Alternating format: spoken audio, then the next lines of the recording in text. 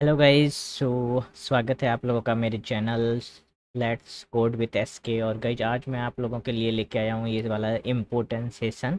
जितने भी enterprise production grade जो प्रोजेक्ट्स होते हैं बेसिकली उसमें सिक्योरिटी होना बहुत ही इम्पोर्टेंट है। वो सिक्योरिटी को ही लेके मैं आपके सामने अभी एक टॉपिक लेके आया हूँ, what is auth N and auth Z. Spring Boot के साथ हम इसको कैसे इम्प्लीमेंट कर सकते हैं। और ऑथ एन और ऑथ जेड दोनों चीज़ें आपको पता होना आपके करियर के लिए कितना इम्पोर्टेंट है। उसके साथ में गाइज ये वीडियो पूरा एंड तक ज़रूर देखिए, क्योंकि मैं इसमें इस वीडियो में इतने सारे टॉपिक्स बताने वाला हूँ कि जब हम एक एंटरप्राइज प्रोडक्शन ग्रेड कोई भी एप्लीकेशंस बनाते हैं तो उसमें क्या क्या फ़ीचर होने चाहिए। अगर स्प्रिंग बोट के साथ बना रहे हो तो वो फीचर आपको आने चाहिए। उससे आपका प्रोजेक्ट एक वेल बहुत ही ज़्यादा डिसिप्लिन में बनेगा। और ये सारी चीज़ें आपके कैरियर या आपकी कैरियर ग्रोथ में भी बहुत ही ज़्यादा आपको हेल्प करेगी। ये वाला सेशन ख़त्म होने के बाद में हम जो एक पूरा बेसिक ई कॉमर्स करके एप्लीकेशन बनाएंगे, रेस्ट एपीआई केवल बनाएंगे, यूआई नहीं बनाएंगे, स्प्रिंग बूट में बना रहे हैं तो वो सारे रेस्ट एपीआई हम एक जो बेसिक ई कॉमर्स प्रोजेक्ट रहेगा वो प्रोडक्शन ग्रेड या एंटरप्राइज प्रोजेक्ट कह सकते हैं, बट वो एक मॉक प्रोजेक्ट होगा, कंप्लीट इम्प्लीमेंटेशन नहीं होगी। बट फिर भी उसमें आपको सारी चीज़ें सीखने को मिल जाएगी जो भी एक आप बोल सकते हो कि एंटरप्राइज प्रोजेक्ट में होनी चाहिए। उसको डिप्लॉयमेंट से रिलेटेड चीज़ें नहीं होगी, बट एक एप्लीकेशन डेवलपमेंट से रिलेटेड आपको क्या क्या चीज़ें या क्या क्या फीचर्स पता होने चाहिए वो सारे होंगे। वो ठीक है। अभी एक बार मैं आपको शुरू करते हैं, बताते हैं कि what is auth N and auth Z. Guys अगर आप लोगों ने कभी भी किसी एप्लीकेशन पे काम किया होगा तो हर एक एप्लीकेशन को सिक्योर किया जाता है। उसमें अपन को क्या चाहिए होता है, कोई भी एप्लीकेशन में लॉगिन करने के लिए यूजर नेम एंड पासवर्ड चाहिए होता है। ठीक है। और मोस्टली हम सुनते हैं कि ये एप्लीकेशन से, ये डेटाबेस है, इसको यूजर एक्सेस है, इसको एडमिनिस्ट्रेटिव एक्सेस है, इसको सुपर एडमिनिस्ट्रेटिव एक्सेस है। तो इन्हीं चीज़ों के ऊपर है अपना है auth N and auth Z. Auth N हम बोलते हैं ऑथेंटिकेशन एंड ऑथ जेड बोलते हैं ऑथराइजेशन। तो मोस्टली अभी इंडस्ट्री में क्या हो रहा है, काफ़ी सारी कंपनी जा रही है, काफ़ी सारे प्रोजेक्ट बन रहे हैं। ऑथ एंड मोस्टली सभी लोग फॉलो कर रहे हैं। लाइक ऑथेंटिकेशन सभी प्रोजेक्ट में होता ही है कि आपको यूजर नेम पासवर्ड चाहिए ऑथेंटिकेशन के लिए। लेकिन काफ़ी सारे प्रोजेक्ट्स है वो इस टॉपिक में लैग कर रहे हैं कि उनके पास में ऑथ जेड नहीं है, जो सबसे इम्पोर्टेंट टॉपिक है। ऑथ जेड का मतलब है ऑथराइजेशन।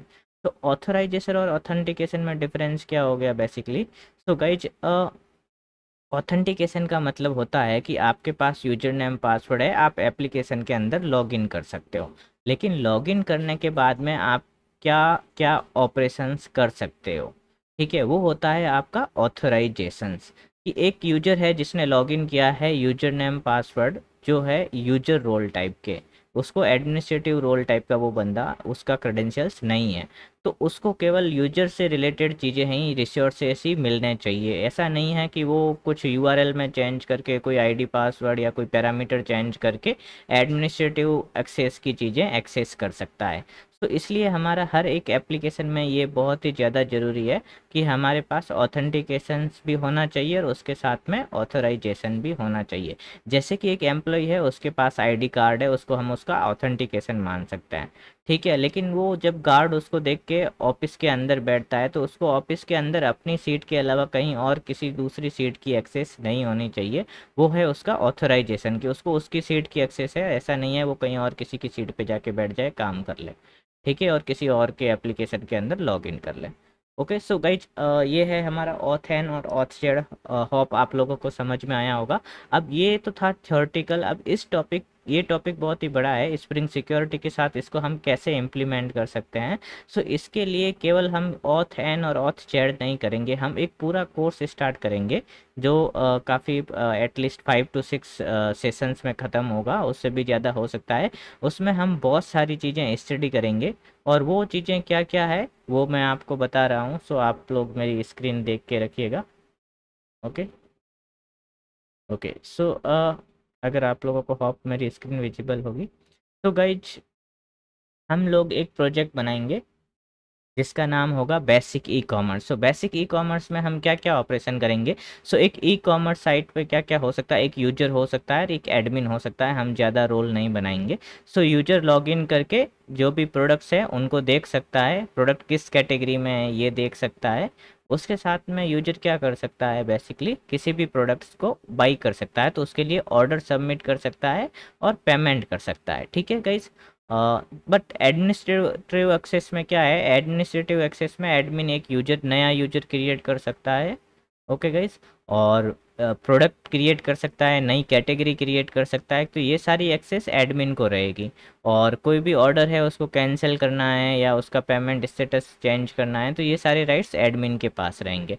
तो हम कोई बड़ा प्रोजेक्ट नहीं बनाएंगे, पर एक मॉक प्रोजेक्ट बनाएंगे जिसमें प्रोडक्शन ग्रेड के सारे फीचर होने चाहिए एप्लीकेशन लेवल पे। क्या क्या, सो ये स्प्रिंग बूट में क्या क्या टॉपिक अपन कवर करेंगे ये पूरे कोर्स के अंदर। सो ये कोर्स में हम स्प्रिंग बूट क्या है, कैसे काम करता है, वो कवर करेंगे। स्प्रिंग बूट डेटा जेपीए क्या है वो कवर करेंगे। और इन मेमोरी H2 डेटाबेस के साथ हम काम करेंगे, तो आपको हमें हैवी डेटाबेस नहीं बना। और हम स्प्रिंग बूट वैलिडेशन पे काम करेंगे कि स्प्रिंग बूट के अंदर हम वैलिडेशंस कैसे लगा सकते हैं। सो वैलिडेशंस का मतलब क्या है कि जब आप कोई भी रेस्ट एपीआई कॉल कर रहे हो, उसमें आप फील्ड भेज रहे हो दो user name and password. So UI में तो हमेशा वैलिडेशंस होते ही हैं कि यूजर नेम है वो आपका ये इस तरह के ओनली अल्फ़ाबेटिक होना चाहिए या अल्फ़ाबेटिक और न्यूमरिक होना चाहिए, उसमें कोई दूसरा स्पेशल कैरेक्टर नहीं होना चाहिए, लेंथ 16 होनी चाहिए, मिनिमम 18 होनी चाहिए, मैक्सिमम 16 होनी चाहिए। तो इस तरीके के जो भी वैलिडेशंस होते हैं यूआई पे लगाते ही है, बट ये सारे हम जो जावा एक्स वैलिडेशंस है स्प्रिंग बूट के साथ लगाएंगे। और ये वैलिडेशंस लाइब्रेरी के साथ हम कैसे हर एक जो भी एपीआई को इनपुट आ रहा है उसको वैलिडेट कर सकते हैं, और पर्टिकुलर मैसेज और सारे जितने भी हमारे वैलिडेशंस के मैसेज होंगे वो हम एक मैसेज डॉट प्रॉपर्टी फाइल से अपन एक्सेस करेंगे। उसके बाद स्वेगर। सो जितनी भी हमारी एपीआई है उनकी डॉक्यूमेंटेशंस के लिए हम स्वेगर यूज करेंगे, और एक स्वेगर का यूआई है वो अपना रिप्रेजेंट होगा और सारी एपीआई। और उसके साथ में हमें जो भी एडिशनल इन्फॉर्मेशन दिखानी है वो भी हम स्वेगर में कैसे दिखा सकते हैं। सो केवल स्वेगर इम्प्लीमेंट करने का ये मतलब नहीं है कि केवल स्वेगर कॉन्फ़िगर कर दिया और आपका यूआई दिख गया स्वेगर का, ऐसा नहीं है। स्वेगर के साथ ऑथेंटिकेशन भी हम रखेंगे कि जो ऑथेंटिकेट करेगा बंदा वो वैसे ही स्वेगर एपीआई यूज कर पाएगा उसी रोल की। और उसके साथ में हर सारी इन्फॉर्मेशन होगी कि किस फील्ड का क्या मीनिंग है, वो क्यों मैंडेटरी है कि नहीं है, मैंडेटरी है या नहीं है। और उसके बाद हम यूज करेंगे map struct. So map struct एक लाइब्रेरी है गाइज, बहुत ही अच्छी लाइब्रेरी है। सो ये लाइब्रेरी हमको क्या बोलती है कि जब हम एंटिटी, मोस्टली हमें कभी भी डायरेक्ट रेस्ट एपीआई में नहीं भेजना होता, जब हम स्प्रिंग बूट में काम करते हैं तो डेटाबेस मैपिंग के लिए हम एंटिटी मॉडल बनाते हैं। वो मॉडल हमें सीधा यूआई में रेस्ट एपीआई में यूजर को नहीं भेजने चाहिए। सो उसके लिए हमें बीच में डीटीओ, डेटा ट्रांसफर ऑब्जेक्ट बनाना चाहिए, जिसको पोजो बोल दो या डीटीओ बोल दो। तो एंटिटी का डेटा हमें उसमें कन्वर्ट करके वो भेजने चाहिए। सो ये कन्वर्जन के लिए हमें मैनुअली सारी चीज़ें एक एक फील्ड कॉपी नहीं करना पड़े, तो मैप स्ट्रक्ट हमें इससे रिलेटेड बहुत सारे अच्छे फीचर प्रोवाइड कर देता है। ओके, सो डेटा ट्रांसफ़र के लिए। उसके बाद में बेसिक ऑथ। सो अभी इस प्रोजेक्ट में हम JWT या ऑथ 2 नहीं यूज करेंगे, वो भी हम नेक्स्ट सेशंस में लेके आएंगे इस प्रोजेक्ट के बाद में। ठीक है गाइज, वो हमारा एक अलग टॉपिक रहेगा जिसमें हमें की क्लॉक के साथ ऑथ 2 कैसे काम करती है वो भी कवर करेंगे। इसमें हम केवल बेसिक ऑथेंटिकेशन रखेंगे कि बेसिक ऑथेंटिकेशन क्या होता है। और फिर आता है हमारा मेथड लेवल सिक्योरिटी। सो मेथड लेवल सिक्योरिटीज़ क्या होते हैं। सो जितने भी हम रेस्ट एपीआई बनाते हैं, जो मेथड बनाते हैं, उसमें हम method level security spring boot का फीचर है वो ऑन करेंगे। और हम एक जो मेथड होता है बेसिकली वो अपना एक रिसोर्स होता है, तो वो रिसोर्स की एक्सेस किसको है, तो ये जो मेथड लेवल एनोटेशंस होते हैं स्प्रिंग बूट के, @ रोल, हैज अथॉरिटी, और भी बहुत सारे एनोटेशंस होते हैं जिसमें फ़िल्टर्स होते हैं, हैज़ परमिशंस होते हैं। सो वो सारी फील्ड जो एनोटेशंस है वो हम यूज करेंगे, और कौन से मेथड को किस यूजर की और क्या एक्सेस है वो सारी चीज़ें हम वहाँ पे कवर करेंगे। उसके बाद आता है सेंट्रल एक्सेप्शन हैंडलर। सो ये बेसिकली सारे स्प्रिंग बूट डेवलपर को ये टॉपिक की बहुत ही ज़्यादा ज़रूरत पड़ती है कि बहुत सारे प्रोजेक्ट में क्या होता है कि कोई भी बंदा हर एक एपीआई का कैसा भी एरर रेस्पॉन्स भेज रहा है, सक्सेस होता है तो तब तो ठीक है, एरर रेस्पॉन्स किसी एपीआई का कैसा ही जा रहा है, क्या फील्ड जा रहे हैं, दूसरे में कुछ और फील्ड जा रहे हैं, तो सारे रेस्ट एपीआई का जो एरर रेस्पॉन्स है वो हम एक कर देंगे, एक स्टैंडर्ड में कन्वर्ट कर देंगे कि कोई भी एक्सेप्शंस आती है तो हम एक जगह हैंडल करेंगे, और वहीं से हम जो हमारा एपीआई का एरर रेस्पॉन्स है वो डिफाइन करेंगे। ओके गाइस, सो ये एक सेंट्रल एक्सेप्शन हैंडलर बनाएंगे हम। उसके बाद कस्टम वैलिडेशन एनोटेशंस। सो जो भी जावा एक्स वैलिडेशंस एपीआई है उसके एनोटेशंस तो हम यूज करेंगे ही, @valid है या @max लेंथ है एम्प्टी है, जो बताते हैं कि ये फील्ड के क्या है। उसके अलावा हम इस प्रोजेक्ट में बनाते वक्त नेक्स्ट जो हमारा पूरा कोर्स होगा उसमें हम ये भी सीखेंगे कि कस्टम वैलिडेशंस के लिए हम खुद का एनोटेशन कैसे बना सकते हो। जैसे मैंने एक इनम बनाया जिसमें पेमेंट की 3 स्टेटस है अपनी। सो फर्स्ट स्टेटस है पेमेंट का, अपन कह सकते हैं कि ऑर्डर है वो आपका पेमेंट के बेसिकली क्या क्या हो सकता है, पेमेंट पेंडिंग हो सकता है, सक्सेस हो सकता है या रिजेक्टेड हो सकता है। तो 3 स्टेटस है। तो ये जब भी कोई यूजर ये वाले इस वाले फील्ड की वैल्यू पास करता है तो बेसिकली जावा को तो ये 3 चीज़ें नहीं पता है, तो अपन अपना खुद का एनोटेशन बनाएंगे और उस एनोटेशन के थ्रू हम वैलिडेट करेंगे कि ये जो फील्ड है ये कैसे वैलिडेट होना चाहिए। तो उसका वैलिडेशन का एनोटेशन हम खुद बनाएंगे। उसके बाद हम आगे जाते हैं और देखते हैं कस्टम मेथड सिक्योरिटी एक्सप्रेशंस। तो अब अपन स्प्रिंग बूट में काफ़ी सारे मेथड सिक्योरिटी के साथ अपने एक्सप्रेशंस क्रिएट कर सकते हैं, जिसमें हम चेक कर सकते हैं कि जो यूज़र लॉगिन है और जो एपीआई का जो रिक्वेस्ट आया है उसमें जो यूज़र आईडी है या पैरामीटर में जो यूज़र आईडी है वो मैच कर रही है या नहीं कर रही है, या मैच करके हमें कुछ ऑपरेशंस करना है या हमें उसकी कुछ और ही ज़्यादा अथॉरिटीज़ चेक करनी है। सो हम अपना कस्टम सिक्योरिटी एक्सप्रेशन कैसे लिख सकते हैं स्प्रिंग लैंग्वेज में वो।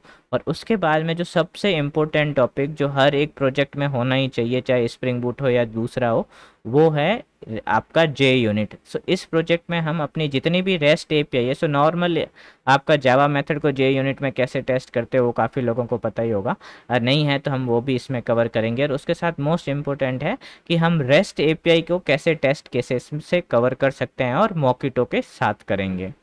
ओके सो अब इस प्रोजेक्ट में हमारा क्या क्या रहेगा, तो एक्स एंड अवेलेबल हमारे कुछ रहेंगे। हमारे 2 तरह के रोल क्रिएट होंगे इस प्रोजेक्ट में, एडमिन और यूजर। गेट कर सकते हो आप यूजर को, यूजर लिस्ट वगैरह, ये बहुत सारे एंड पॉइंट हम क्रिएट करेंगे।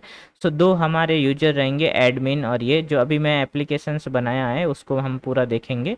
तो उसमें 2 यूजर्स है, ये मैंने ऑलरेडी बना के अपलोड भी कर रखी है और ये मैं नेक्स्ट सेशन में पूरी कवर भी करूँगा। और उसके बाद एपीआई का सैम्पल वैलिडेशन एरर मैसेज। तो एरर मैसेज है उसमें हम सारे एचटीटीपी के जो भी एरर कोड होते हैं वो फॉलो करेंगे। मोस्टली क्या होता है, रेस्ट एपीआई फट जाती है, 500 या 503 एरर आ जाती है, लेकिन ऐसा नहीं है। हम क्या करेंगे, प्रॉपर एरर मैसेज देंगे, वैलिडेशंस रखेंगे। तो जैसे ही बैड रिक्वेस्ट का मतलब क्या है कि कुछ वैलिडेशन फेल हुआ है, तो हमने यहाँ पे जब भी आपकी कोई एरर आएगी तो हम इसी फॉर्मेट में हमेशा देंगे, एचटीटीपी स्टेटस, और स्टेटस कोड आपका आ जाएगा रेस्पॉन्स का, टाइम स्टैम्प, मैसेज, वैलिडेशन का एरर है। और उसके बाद में डिटेल्स में क्या है, जैसे आपका पासवर्ड है, password must be minimum 8 char, maximum 50 char जो भी है। और यूजर नेम इस तरीके से, नेम में ये वैल्यू होनी चाहिए, यूजर नेम में ये वैल्यू होनी चाहिए, ये सारा डायनेमिक है अपना। उसके बाद जैसे ऑथोराइजेशन गलत है तो उसके केस में भी, तो आप यहाँ देख रहे हो एरर के केस में जो भी एरर का रिस्पॉन्स आ रहा है वो एक डिसिप्लिन में आ रहा है, जिसमें हमेशा ये 4 फील्ड रहेंगे, चाहे एरर किसी भी तरह की हो। यहाँ पे no access, access denied.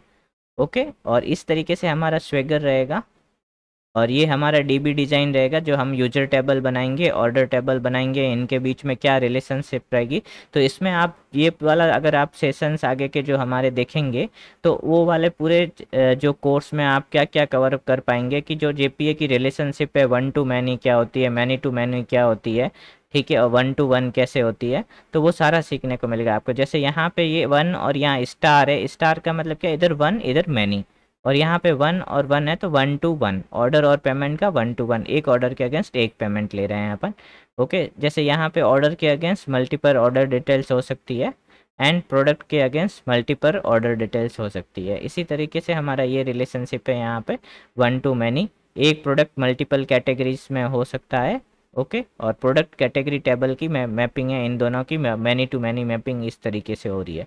Product और कैटेगरी के बीच में मैनी टू मैनी, एक प्रोडक्ट 2 कैटेगरी में हो सकता है और सेम कैटेगरी 2 प्रोडक्ट को भी असाइन हो सकती है। ओके, और ये हमारे जे यूनिट के टेस्ट केसेस है कि किस तरीके से हम सारे जे यूनिट के टेस्ट केसेस बनाएंगे। ओके, सो गाइज आप लोगों को ये वीडियो अच्छी लगी है तो लाइक कीजिए, सब्सक्राइब कीजिए, और आपको स्प्रिंग बूट में क्या क्या अपन कर सकते हैं, क्या क्या टेक्नोलॉजी आपको पता होनी चाहिए, वो भी इस वीडियो से आइडिया लगा है आपको। सो इसमें मोस्टली हम प्रैक्टिकल कुछ कर नहीं रहे हैं, और जो भी प्रैक्टिकल है ये वाला पूरा प्रोजेक्ट है हम इसको वापस रिवाइज करेंगे और बनाएंगे स्प्रिंग बूट के साथ में। ओके गाइज, आपको ये वीडियो अच्छी लगी है तो लाइक कीजिए, सब्सक्राइब कीजिए, और हमारा जो आने वाला है कोर्स उसको प्लीज़ प्लीज़ ज़रूर देखिएगा। उसके लिए उस कोर्स से आपको बहुत ज़्यादा नॉलेज मिलेगा और आपके कैरियर में जो भी आपको आगे जाना है तो उसमें बहुत हेल्प मिलेगी। Thank you. लाइक कीजिए, सब्सक्राइब कीजिए एंड शेयर कीजिए। धन्यवाद।